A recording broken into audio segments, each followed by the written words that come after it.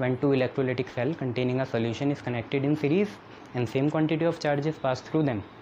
जब दो electrolytic cell को हम सीरीज़ में लगाएं और उनसे same quantity of current pass हो जाए, तो जो अमाउंट ऑफ द सब्सटेंस जो डिपॉजिट होता है, मतलब W ऑफ O2 और W ऑफ जिंक, वो उनका जो रेशियो होता है वो उतना ही होता है जितना इक्विवेलेंट मास का रेशियो। ठीक है, ऐसा कुछ कहना चाहता है। अब O2 का तुम्हें गिवन मास पता चल गया, कितना लिबरेट हो रहा है, 4 हो रहा है। जिंक का गिवन मास हमें निकालना है, W ऑफ जिंक निकालना है।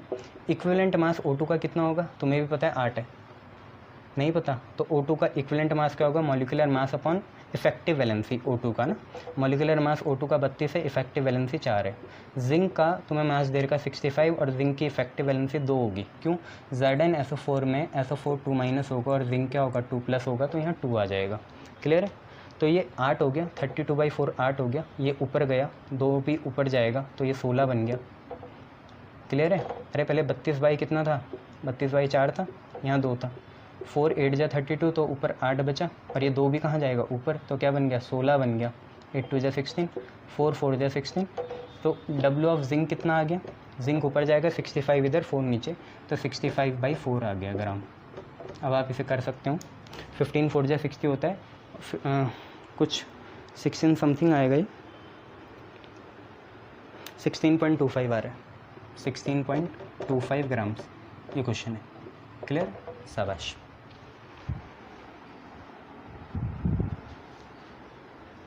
अब एक क्वेश्चन और देख लो, पहले मैं इंक भर लूँ फिर देख लो।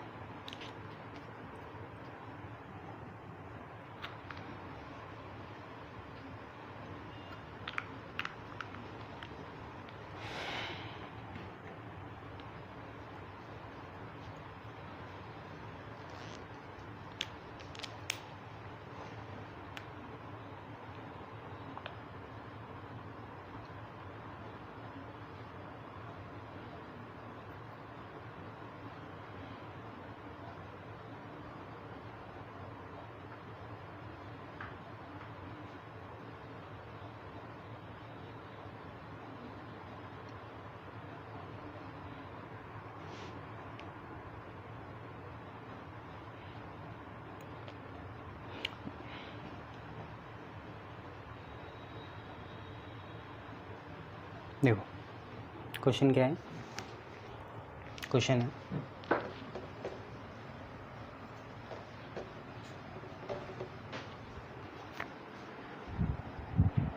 देखो क्वेश्चन क्या कहना चाह रहा है, क्वेश्चन ये कहना चाह रहा है कि आपको क्या करना है, इक्विलिब्रियम कांस्टेंट निकालना है, calculate equilibrium constant, equilibrium constant जो कि आपका कितना होता है, Kc होता है, for the following cell at, for the following at 298 kelvin. ठीक है, रिएक्शन है copper solid plus Cl2 gas gives us copper chloride aqueous form में। आर की वैल्यू दे रखी है आपको 8.314 जूल पर मोल केल्विन, जूल पर mole kelvin. E degree Cu2 plus slash Cu का दे रखा है 0.34 वोल्ट और E degree half Cl2 slash Cl minus का दे रखा है 1.36 वोल्ट, और बाकी वही चीज़ें हैं। कैसे करेंगे इसे, मैंने आपको एक रिलेशन बताई थी, वो रिलेशन लगाओगे तो ये हो जाएगा। एंटी लॉग आप कैल्सी से निकाल लेना, मैंने आपको बताया था सिंपल सा, log Kc is equal to n into E degree of cell, E degree cell upon 0.0591। ये कब बताया था, जब pH वाली बात आई थी ना, पहले जब हम नस्ट इक्वेशन के सारी चीज़ें लिख रहे थे। सर लॉग Kc मैंने कहीं और भी देखा था, तो तुमने यहाँ देखा था कि लॉग Kc या आया -2.303 RT लॉग Kc किसके बराबर होता है, डेल्टा जी के, याद आया, delta G is -2.303 RT log Kc। पर मैं आज इसकी बात कर रहा हूँ, है ना। एन आपको दिख ही रहा है, ई डिग्री सेल पॉजिटिव होना चाहिए यार। आप देखो इन दोनों में से बड़ा कौन सा है, बहुत बार बता रखा है, 1.36 बड़ा है और 0.34 छोटा है। ई राइट माइनस ई लेफ्ट होता है, राइट में ये है, लेफ्ट में वो है, राइट में ये मतलब इसका रिडक्शन हो रहा है और उसका क्या हो रहा है ऑक्सीडेशन। रिडक्शन वाला क्या होता है प्रोडक्ट होता है या रिएक्टेंट होता है और वाला क्या होता है प्रोडक्ट। ठीक है, इतनी सी चीज़ें आप लोगों को पता है। बस सीधा ई डिग्री सेल निकालो, बड़ा पहले 1.36 पहले, छोटा बाद में 0.34 बाद में 1.02 आ जाएगा। ये देख लो आ गया। लिख लेना वैसे E degree half Cl2 Cl minus minus of वो E degree Cu2 plus slash Cu, ये आ गया। n की वैल्यू आपको पता ही है 2 है, 2 नहीं है देखो, 2 + 2 - 2 + 2 - 2 + 2 माइनस कुल मिला के 2 + 2 - n की वैल्यू 2 है। ई डिग्री सेल आ गया, बस लॉग के सी निकालो। लॉग के सी कितना आएगा, n की वैल्यू 2, ई डिग्री सेल है 1.02 और ये है 0.0591। सॉल्व करो इसे, बताओ कितना आ रहा है।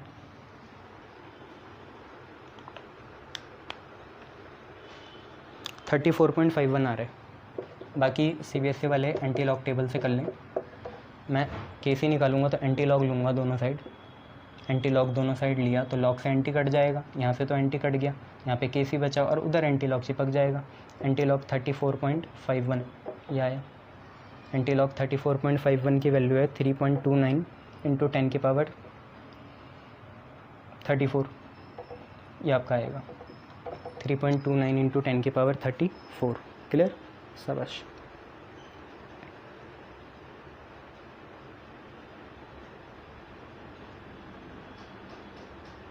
ये क्वेश्चन ये देखो,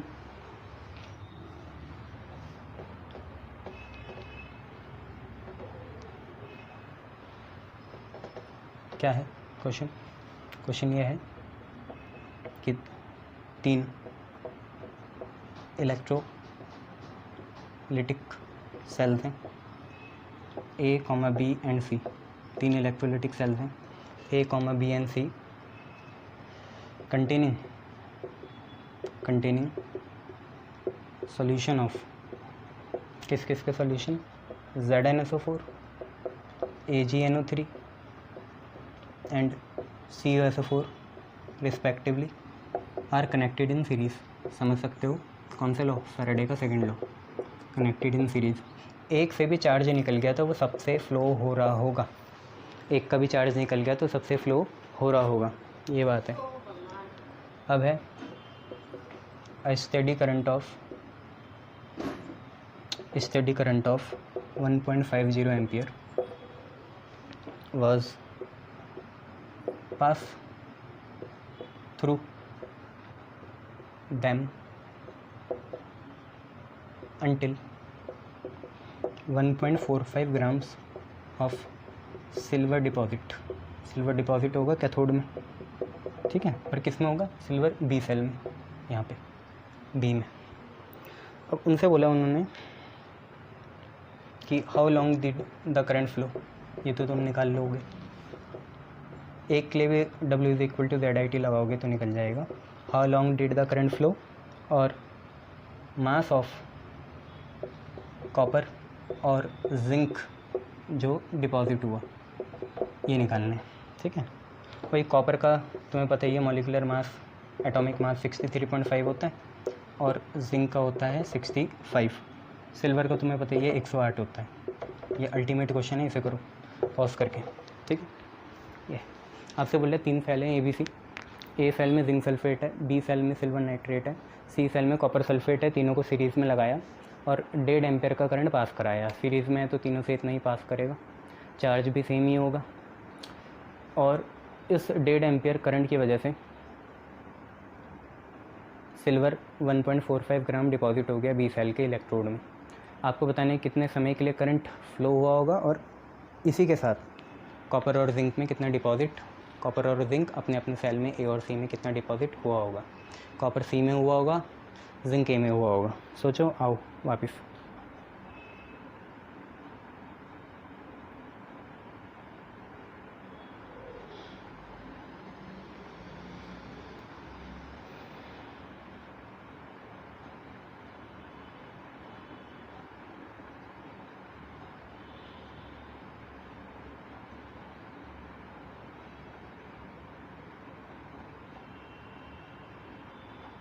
चलिए वेलकम बैक।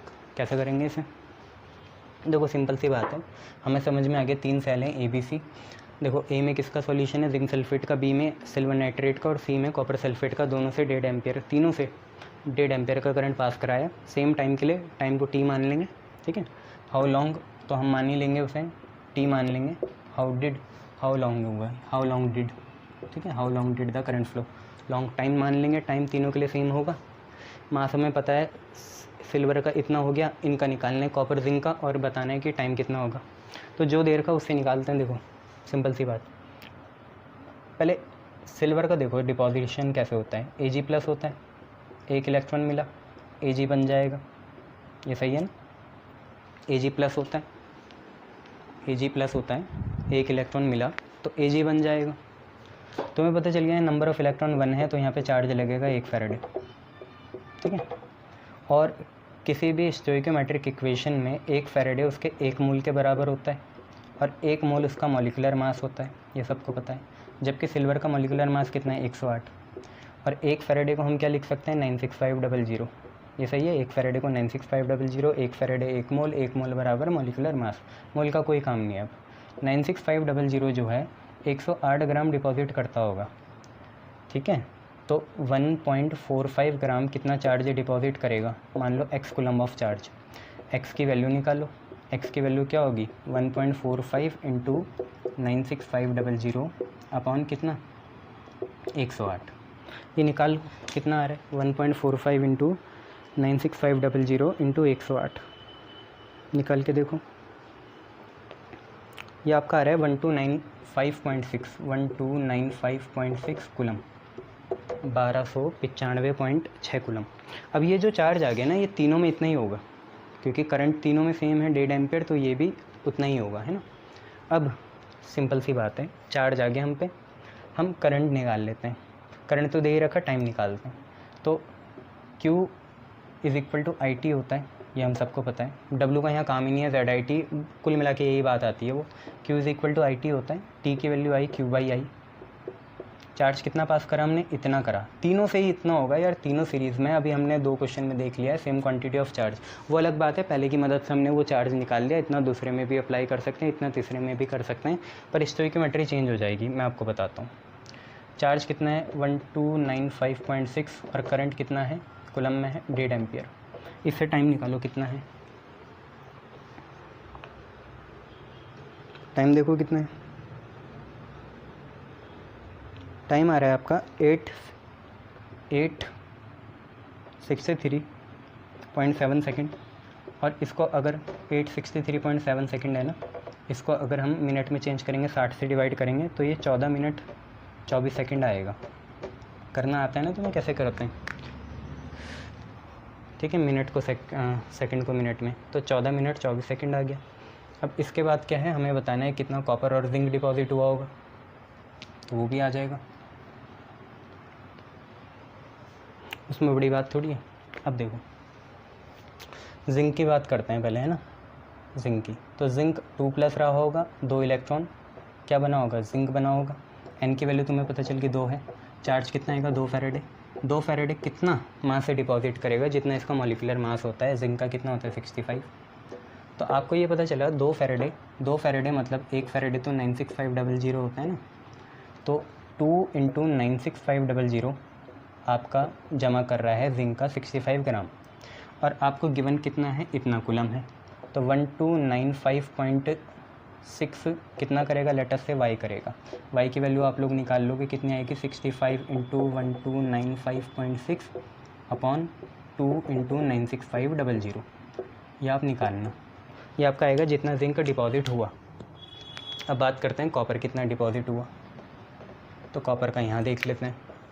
देखो कॉपर की कैसे बनेगी, Cu2+ होगा, 2 इलेक्ट्रॉन होंगे, क्या मिलके बनाएंगे, कॉपर बनाएंगे। तो यहाँ पे भी n की वैल्यू 2 है, 2 मतलब कितना चार्ज लगेगा, 2 फैराडे। 2 फैराडे मतलब 2 इंटू 96500, और 2 फैराडे कितना डिपॉजिट कर देगा, जितना इसका मॉलिक्यूलर मास है। सब में वही लग रहा है, जिंक में 65 था, कॉपर में कितना है, 63.5। तो तुम्हें पता चला 2 इंटू 96500 63.5 डिपॉजिट कर देगा। 2 इंटू 96500 कितना डिपॉजिट कर लेगा, 63.5 कर लेगा। तो यही चार्ज है तीनों में, 1295.6 तीनों में यही चार्ज है, सेम क्वांटिटी ऑफ चार्ज।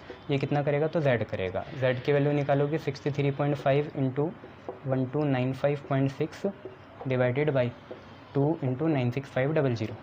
सब चीज़ सेम है, यहाँ 63.5 है, वहाँ 65 है, पर इतना भी बहुत मैटर करता है। तो पहले का था 1.154 ग्राम, 1.45 ग्राम। देखो जब आप इसको करोगे 63.3 इंटू 129.6 2 इंटू 95600, ये आप पे आ जाएगा 0.426 ग्राम। चेक कर लो, 0.426 ग्राम आएगा। और जब इसे करोगे 65 ही था ना, ठीक है, नहीं 63.5 वाले में कितना आएगा, 63.5, हाँ इन्होंने गलती कर रखी ना, ये 63.5 में 0.426 आएगा, 0.426। और इस वाले में सॉल्व भी करना है आपको, 0.438 आ जाएगा। ये तो फटाफट सॉल्व कर लेते हैं और चेक कर लेते हैं, है ना। तो क्या है, आप पे है 63.5 into 1295.6 divided by 96500 divided by 2, ये आपका आ रखा है 0.426, सही है। अब ऊपर करते हैं 65 into 1295.6 divided by 96500 divided by 2, ये 0.436 आएगा। 0.436, वो 0.426 है, ये 0.436 ग्राम है, ठीक है। तो लगभग आपके 99% सारे न्यूमेरिकल निपट गए, ठीक है। Thank you. ये गुड इवनिंग। इलेक्ट्रोकेमिस्ट्री के न्यूमेरिकल पूरे लगभग ख़त्म ही हो चुके हैं, आज 2-3 न्यूमेरिकल पकड़ूंगा, ठीक है। तो हम अपने नेक्स्ट टॉपिक पे चलते हैं। अब 2-3 टॉपिक बचे हैं थ्योरी वाले, बोर कर सकते हैं आपको, पर थोड़ा इंटरेक्टिव बनाएंगे। तो उसमें पहला टॉपिक है आपका कोरोजन, ठीक है। कोरोजन आपने क्लास 11th में भी पढ़ा था मेरे साथ, जब मैंने आपको ताजमहल का केस बताया था। उसमें एसिड रेन गिरी थी मार्बल्स पे, कैल्शियम कार्बोनेट पे, तो वही चीज़ कोरोजन कहलाती है। फिर आपने वहाँ पे ताज ट्रेपेजियम के बारे में भी पढ़ा था, 4 सिटीज़ थी, ठीक है, उनको हम प्रोटेक्ट करके रखते हैं। तो आज हम एक नए तरह का कोरोजन पढ़ेंगे जिसको हम रस्टिंग कहते हैं, ठीक है। कोरोजन होता क्या है, कोरोजन में जनरली क्या होता है, कोई मेटल ख़राब होने लगता है, ठीक है, किसी मेटल में ख़राबी आ जाती है, वो मेटल किसी अनडिज़ायरेबल फॉर्म में कन्वर्ट होना शुरू कर देता है।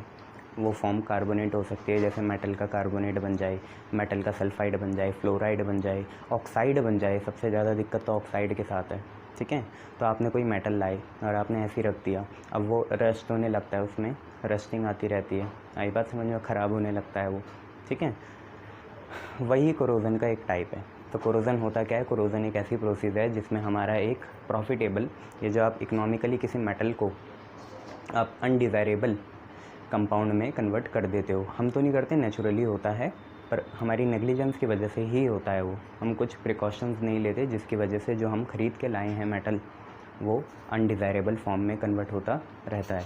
तो कोरोजन आपका यही है कि एक तरह की प्रोसेस है जिसमें मेटल जो है स्लोली एकदम से होता नहीं है, स्लोली क्या होता है, अनडिज़ायरेबल कंपाउंड्स में कन्वर्ट होता रहता है। मेनली हमारा यहाँ पे एम्फसाइज रहेगा ऑक्साइड में, तो अनडिज़ायरेबल कंपाउंड जो कि ऑक्साइड है उसमें कन्वर्ट होता रहता है, ठीक है।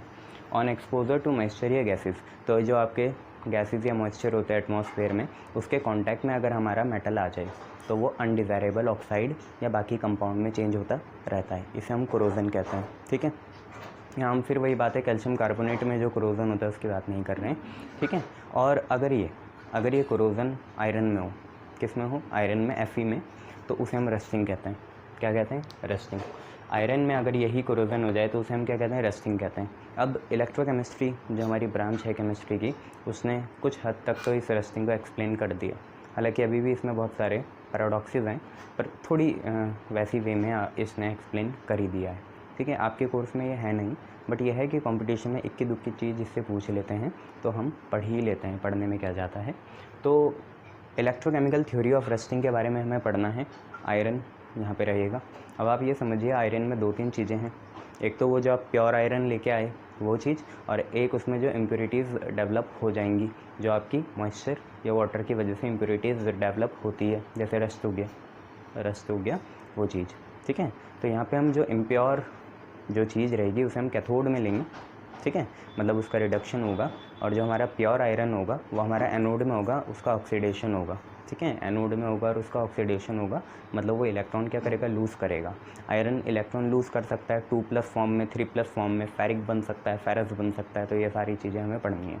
ठीक है, और एक और बात है यहाँ पे, इलेक्ट्रोकेमिकल थ्योरी ने क्या बताना चाहा कि जो इम्प्योरिटीज़ होती हैं जब वो वाटर के कांटेक्ट में आती है, वाटर प्योर फॉर्म का तो होता नहीं, डीमिनरलाइज होता नहीं, मिनरल रहता है, स्पार्कलिंग वाटर होता है। तो उसमें होता क्या है, जनरली उसमें बहुत सारी गैसेस क्या होती है, डिज़ोल्व होती है। जैसे CO2 हो गया, SO2 हो गया, क्लोरीन हो गया, ये गैसेस डिज़ोल्व रहती है। अब इन जो डिज़ोल्व गैसेस हैं वाटर में, इनकी वजह से जो भी इम्प्योरिटीज़ हैं, है ना, जो भी इम्प्योरिटीज़ सरफेस में जमा हो गई मेटल के, वो इम्प्योरिटीज़ छोटे छोटे इलेक्ट्रोलिटिक सेल के जैसे बिहेव करती है। ये बोलना चाहा इन लोगों ने कि वो जो इम्प्योरिटीज़ हैं वो छोटे छोटे इलेक्ट्रोलिटिक सेल के जैसे बिहेव करेंगी, इलेक्ट्रोलिसिस करेंगी नेचुरल। ठीक है, जिसकी वजह से 2 रिडॉक्स रिएक्शन बनेंगी, एक कैथोडिक, एक एनोडिक, एक ऑक्सीडेशन और एक रिडक्शन। तो उसका टोटल हमें पढ़ना है। फिर हम पहुँचेंगे कि रस्टिंग कैसे बनता है। आयरन के आयन से ही बनता है, फेरिक आयन से ही बनती है रस्टिंग, जब उसे और पानी मिल जाए। ठीक है, तो ये सारी चीज़ें देखनी है। तो जल्दी से आप ये देखिए, इलेक्ट्रोकेमिकल थ्योरी ऑफ रस्टिंग देख रहे हैं। तो इसमें इम्प्योरिटीज़ जो होती हैं आयरन में, वो किसके जैसे बिहेव करती है, इलेक्ट्रोलिटिक सेल के जैसे या इलेक्ट्रिकल सेल के जैसे, है ना। यही मैंने आपको बताया कि इम्प्योरिटीज़ जो होती हैं आयरन में इलेक्ट्रिकल सेल के जैसे बिहेव करती है। किसके प्रभाव में, किसके प्रेजेंस में या किसके कांटेक्ट में जब वो आ जाए, वो मॉइस्चर के कॉन्टैक्ट में आ जाए। मॉइस्चर कहाँ से मिलेगा, एटमॉस्फेयर से मिलेगा। मॉइस्चर क्या चीज़ है, मॉइस्चर में पानी भी होगा, CO2 होगा, SO2 होगा और तरह तरह की बाकी डिज़ोल्व गैसेज होंगी। ठीक है, देन इसके बाद आपको ये याद रखना है, इम्प्योरिटीज़ का आपको पता चल गया। एनोड या ऑक्सीडेशन किसका होगा, प्योर आयरन का होगा। ये मैंने आपको बताया, आयरन लूज़ करेगा इलेक्ट्रॉन तो वो प्योर होगा। और जो कैथोड या रिडक्शन होगा वह इम्प्योरिटीज़ का होगा, मतलब इम्प्योरिटीज़ जो है इलेक्ट्रॉन को गेन करेगी। इम्प्योरिटीज़ क्या हो सकती है, पानी ही खुद इम्प्योरिटीज़ है, या पानी में एक एसिड होता है कार्बोनिक एसिड, है ना, वही इम्प्योरिटीज़ हो सकता है। उसका जो कार्बोनेट आयन बनेगा, नहीं हाइड्रोजन कार्बोनेट आयन बनेगा, वो भी इम्प्योरिटीज़ हो सकता है। चलिए फिर इसके बाद आगे देखेंगे। आपको पता चल गया एनोड में ऑक्सीडेशन होगा प्योर आयरन का, और कैथोड में रिडक्शन मतलब गेन ऑफ इलेक्ट्रॉन होगा किसका, इम्प्योर का। तो आप यहाँ पे एक चीज़ देखिए, एनोड की सबसे मेन रिएक्शन क्या है, आयरन की है।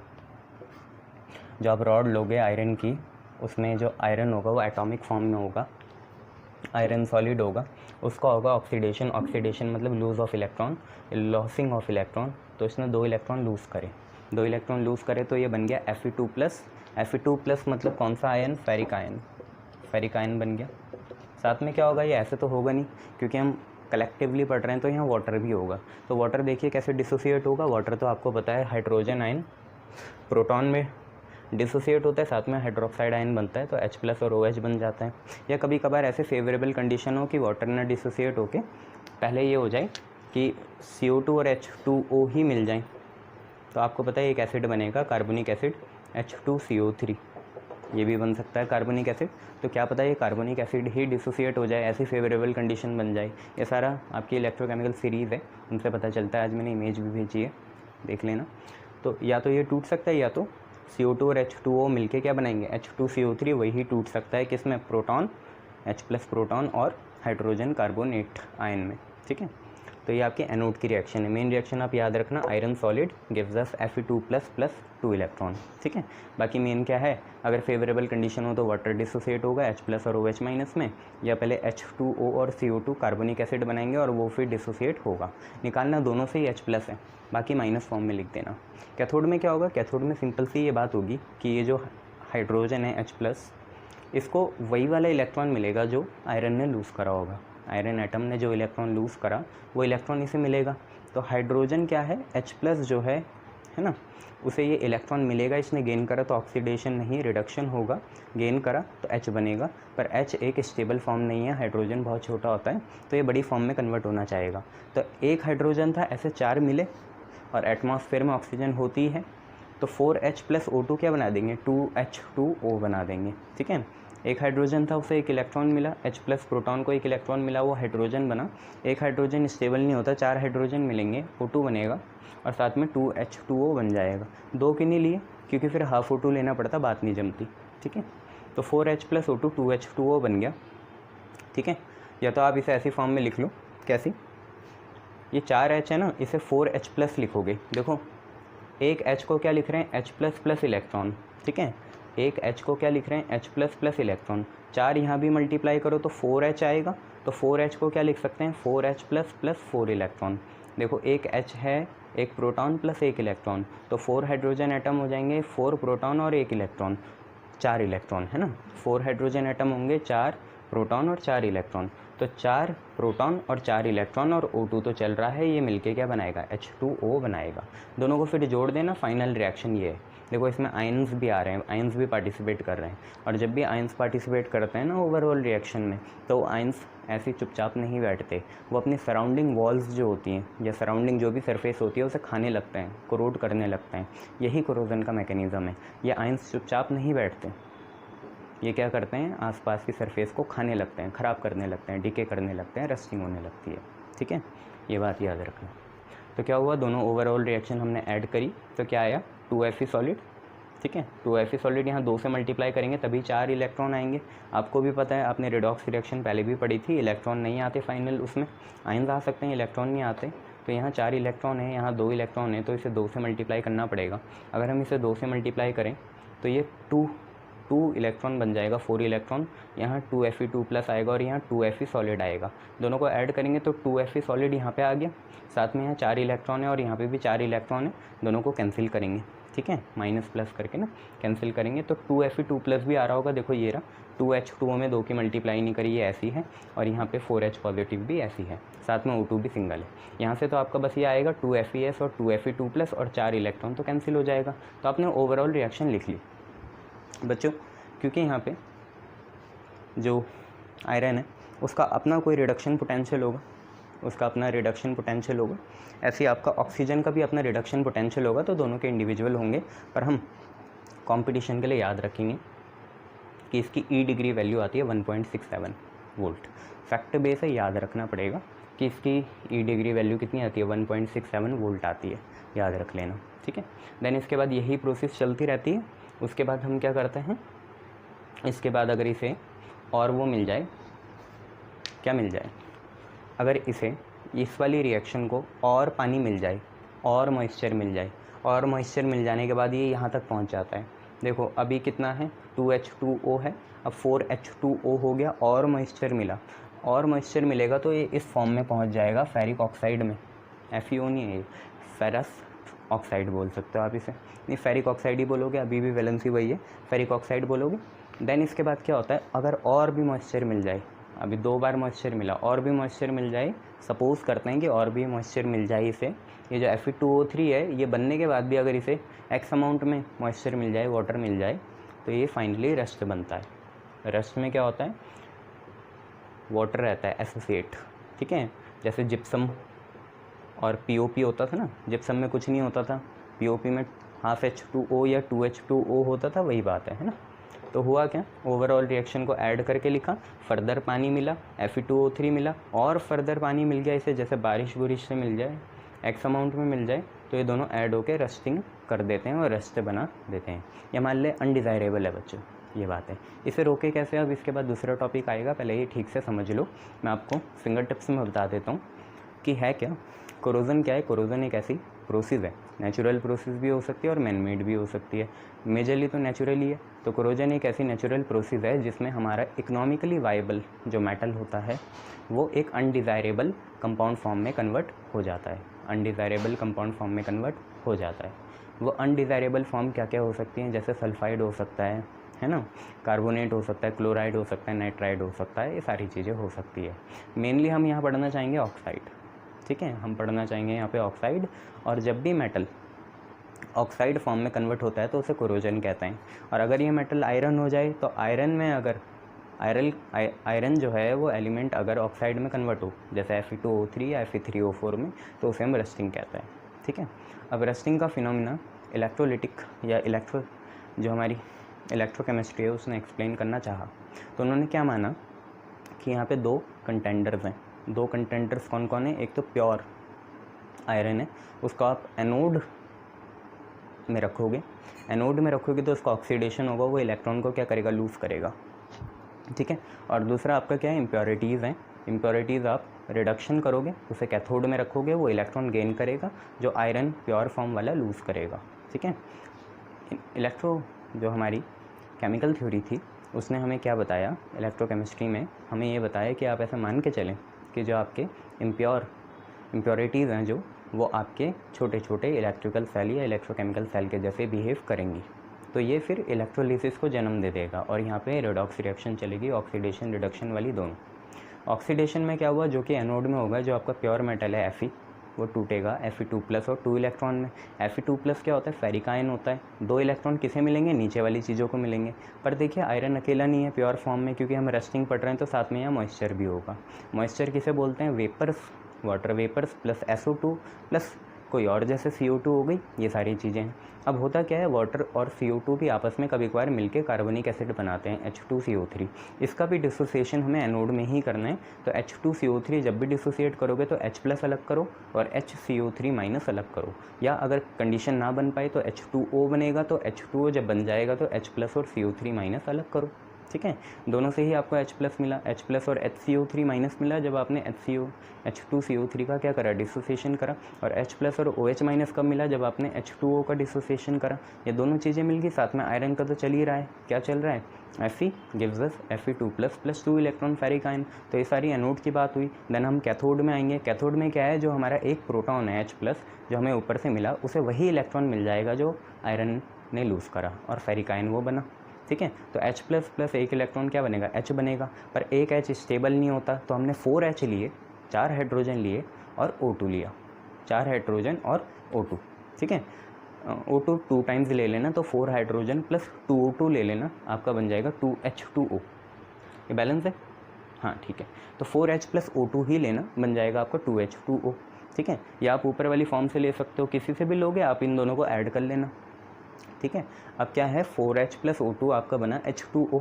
अब ये H को भी हमें प्रोटॉन वाली फॉर्म में लिखना है। तो देखिए एक हाइड्रोजन मिलके दे रहा है H+ और इलेक्ट्रॉन, तो 4 हाइड्रोजन मिलके देंगे 4 प्रोटॉन, 4H+ और 4 इलेक्ट्रॉन।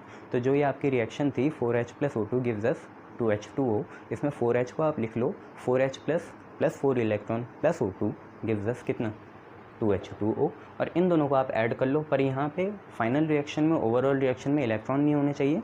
तो यहाँ पे 4 इलेक्ट्रॉन है, यहाँ पे 2 इलेक्ट्रॉन है, तो इसे 2 से मल्टीप्लाई करेंगे। अगर इसे 2 से मल्टीप्लाई करेंगे तो ये क्या बन जाएगा, 2Fe solid gives us 2Fe2+ plus 4 electron. और इनको कैंसिल आउट करिए इलेक्ट्रॉन को, तो आपका फाइनल रिएक्शन आपके हाथ में आ जाएगी ये रही। अब इस फाइनल रिएक्शन को इनिशियली कुछ मॉइस्चर मिले तो ये Fe2O3 फॉर्म में कन्वर्ट हो जाएगा। और Fe2O3 जब स्टेबल कंपाउंड बन गया, ऑक्साइड मेटल की सरफेस के ऊपर Fe2O3 बन गया, तो इसके बाद क्या होगा, इसे और मॉइस्चर मिल जाए बारिश से, या आपने आपकी गलतफहमी से आपने पानी डाल दिया किसी मेटल के ऊपर, तो ये रस फॉर्म में कन्वर्ट हो जाएगा। रस फॉर्म क्या होती है, उसमें एसोसिएटेड वाटर होते हैं Fe2O3.XH2O। ठीक है, रस्टिंग हमारे लिए अनडिज़ायरेबल है। इसे रोकने के लिए हम क्या क्या प्रोटेक्शन कर सकते हैं, तो हमारा नेक्स्ट टॉपिक वही है। ठीक है, हमारा नेक्स्ट टॉपिक वही है, प्रोटेक्शंस करनी है हमें इसकी। ठीक है, शाबाश। चलिए देखिए,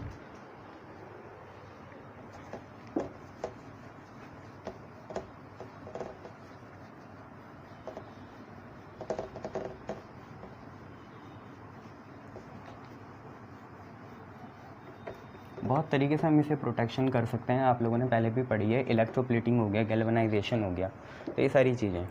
तो अब हमें पढ़ना है protection of rusting, protection of rusting. तो पहले इसमें देखो रस्टिंग की प्रोटेक्शन कैसे कर सकते हैं। तो इसमें पहला आएगा आपका बैरियर प्रोटेक्शन। बैरियर प्रोटेक्शन क्या चीज़ है, अभी देखेंगे बैरियर प्रोटेक्शन क्या है। उसके बाद दूसरा जो है उसका नाम होता है सैक्रिफिशियल, सैक्रिफाइस है ना, सैक्रिफिशियल प्रोटेक्शन।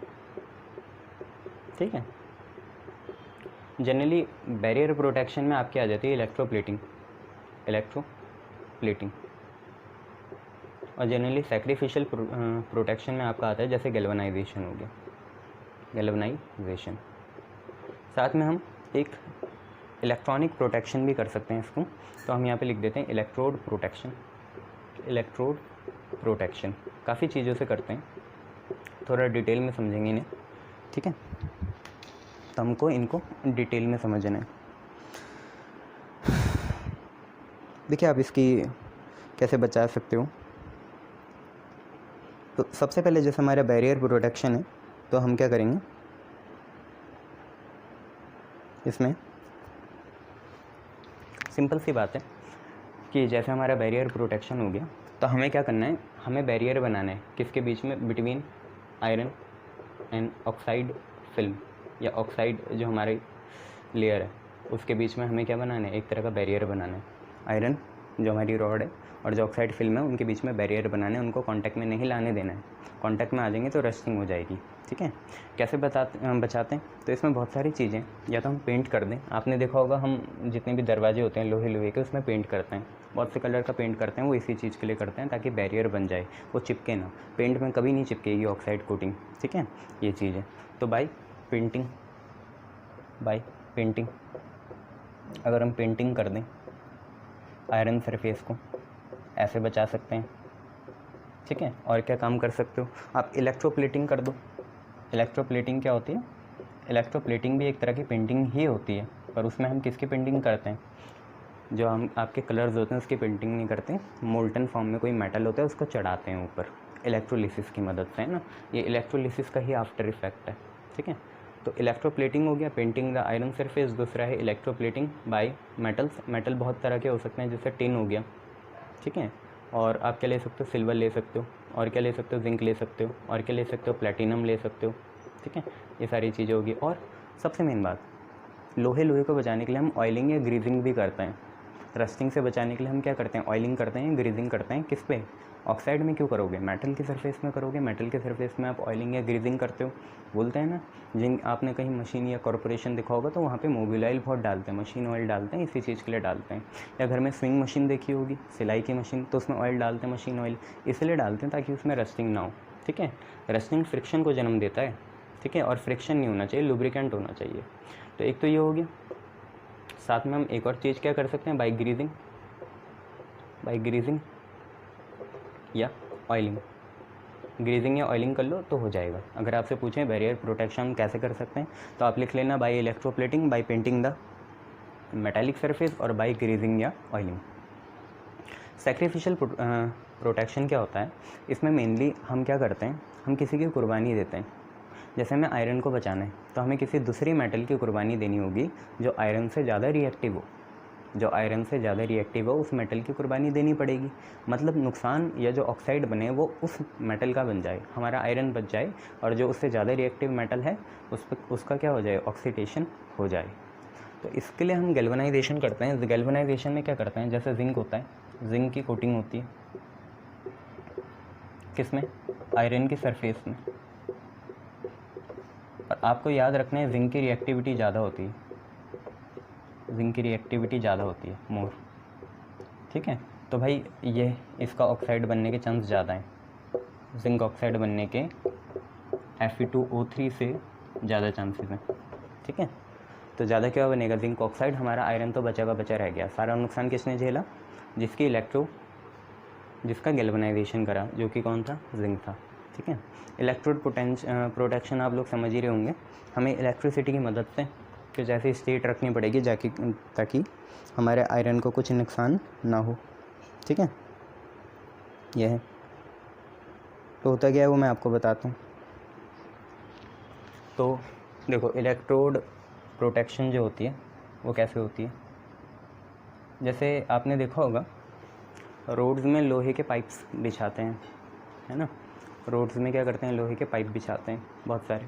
तो हम क्या करते हैं, हम वहाँ पे जो लार्ज पाइप्स होते हैं, लार्ज पाइप्स इन ड्रेन्स, जो नाला है या रोड है, ठीक है, इज़ प्रोटेक्टेड बाय, जो पाइप होंगे ऑब्वियसली वो आयरन के होंगे। तो जो लार्ज आयरन के पाइप होते हैं जिसको हम रोड या ड्रेन में यूज़ करते हैं, उसको हम बचाते किससे हैं भाई, हम बहुत सी चीज़ें लेते हैं, जैसे मैग्नीशियम ले लिया, बैरियम ले लिया, इन सारी चीज़ों से हम उस चीज़ को बचाते हैं। और यूज़ तो यही करेंगे, इलेक्ट्रोड प्रोटेक्शन। ठीक है, क्लियर है। चौथी चीज़ आपके दिमाग में आ जानी चाहिए, कुछ ऐसे सॉल्यूशन भी तो होने चाहिए जो एंटी रस्ट सोल्यूशन, जो रस्टिंग ही ना होने दे। तो ऐसे बेसिकली अल्कलाइन सॉल्यूशन होते हैं क्योंकि मेटल अल्कली बनाता है, तो अल्कलाइन सॉल्यूशन यूज़ करेंगे।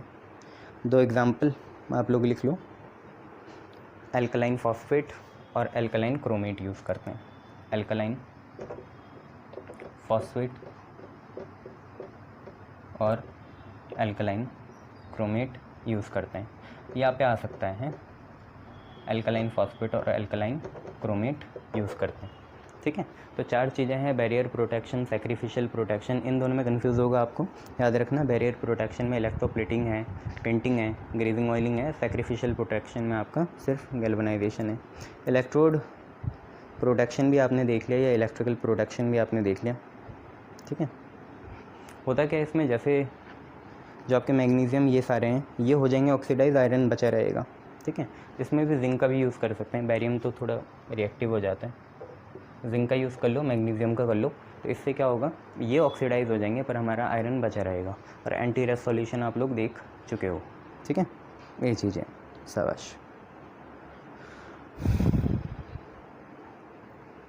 आपसे ये क्वेश्चन ये भी पूछ सकते हैं कि ऐसे कौन से फैक्टर हैं जो कोरोजन पे असर डालते हैं या जो कोरोजन के प्रोसेस को बढ़ाते हैं या घटाते हैं।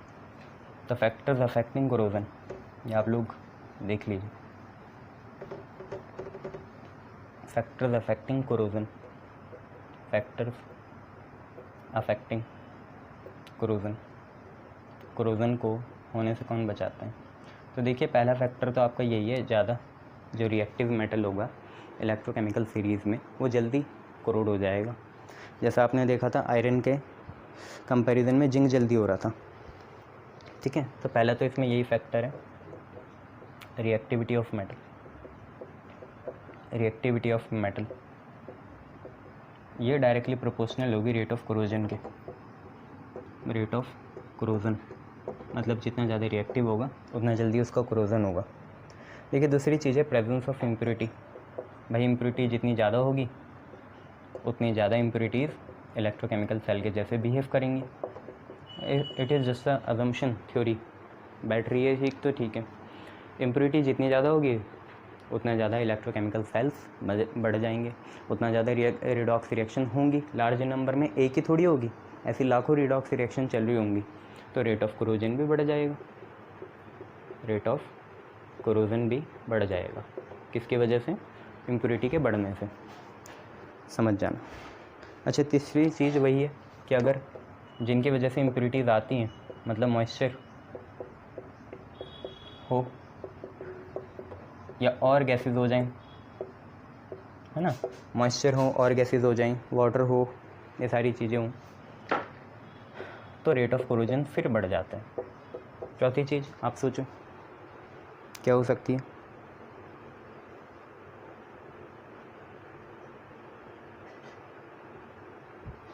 तो चौथी पांचवी चीज़ जो है सेकेंडरी है, प्राइमरी तो यही है। 3 ये सबसे मेन फैक्टर है। मेटल की रिएक्टिविटी डिपेंड करेगी, जितना ज़्यादा मेटल रिएक्टिव होगा उतना ज़्यादा कोरोजन का रेट होगा। दूसरी इम्प्योरिटी, भाई इम्प्योरिटी ज़्यादा हो जाए तो कोरोजन का रेट बढ़ जाता है क्योंकि वो सारी इलेक्ट्रोकेमिकल सेल के जैसे बिहेव करेंगी। फिर मॉइस्चर और गैसेज हैं। अब चौथा हो क्या सकता है, चौथा आपका ये हो सकता है कि presence of electrolyte. Presence of electrolyte, electrolyte की प्रेजेंस, क्योंकि देखो जितने ज़्यादा इलेक्ट्रोलाइट होंगे उतना ज़्यादा रिडॉक्स रिएक्शन होगी। तो प्रेजेंस ऑफ इलेक्ट्रोलाइट जितने बढ़िया होंगे या ज़्यादा होंगे उतना ज़्यादा हमारी रिडॉक्स रिएक्शन होगी, और उसी की वजह से हमारे पास रेट ऑफ कोरोजन भी क्या हो जाएगा, बढ़ जाएगा, ठीक है। रेट ऑफ कोरोजन बढ़ाना है तो ज़्यादा से ज़्यादा रिडॉक्स रिएक्शन होनी चाहिए, और रिडॉक्स रिएक्शन फेवरेबल कब होती है, जब इलेक्ट्रोड हो, ठीक है। अच्छा पांचवी चीज़ है protection of metal. Protection of metal, क्योंकि भाई अगर आप मेटल को प्रोटेक्ट करके रखोगे तो इतनी आसानी से रिडॉक्स रिएक्शन हो नहीं पाएगी, इतनी आसानी से ऑक्साइड बन नहीं पाएगा। तो यहाँ पे आएगा रेट ऑफ कोरोजन की ये इन्वर्स है। जितना ज़्यादा आप मेटल को प्रोटेक्ट करके रखोगे उतना ज़्यादा वो कम कोरोड होगा या उसकी रस्टिंग कम होगी। रेट ऑफ कोरोजन, ठीक है। ये 3-4 चीज़ें देख लेना, शाबाश, बहुत बढ़िया। अच्छा एक चीज़ याद रखना, रस्टिंग ऑफ आयरन ज़्यादा कहाँ होगी, देखो एक तो नॉर्मल पानी हो गया और एक होता है सलाइन वाटर, नमकीन पानी, समुद्र का पानी, ओशन का पानी, और एक जो आपके घर में आ रहा है tap water. Rusting of iron जो होती है क्विकर होती है सलाइन वाटर में, क्विकर इन सलाइन वाटर। ऐसा क्यों है? तो सिंपल सी बात है, देखो सलाइन वाटर का जब इलेक्ट्रोलिसिस होगा या सलाइन वाटर जब डिसोसिएट होगा तो उससे निकलेंगे Na+ और Cl- आयन, नमक, Na+ और Cl- आयन। Na+ और Cl- आयन जितने ज़्यादा होंगे उतनी ज़्यादा कंडक्टिविटी बढ़ेगी, उतनी ज़्यादा कंडक्टिविटी क्या बढ़ जाएगी, क्या हो जाएगी, बढ़ जाएगी। और जितनी ज़्यादा कंडक्टिविटी बढ़ जाए उतना ज़्यादा रेट ऑफ कोरोजन भी बढ़ जाएगा।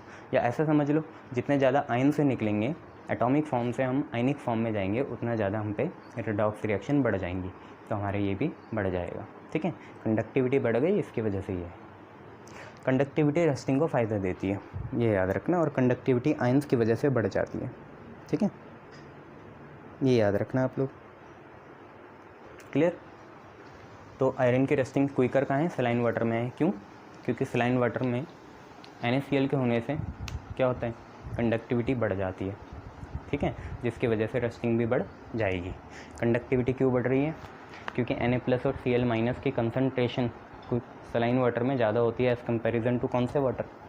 टैप वाटर, ये जो आपका फ्रेश वाटर आता है। कंडक्टिविटी के बढ़ने से रस्टिंग और या कोरोजन भी बढ़ जाता है। ठीक है, शाबाश।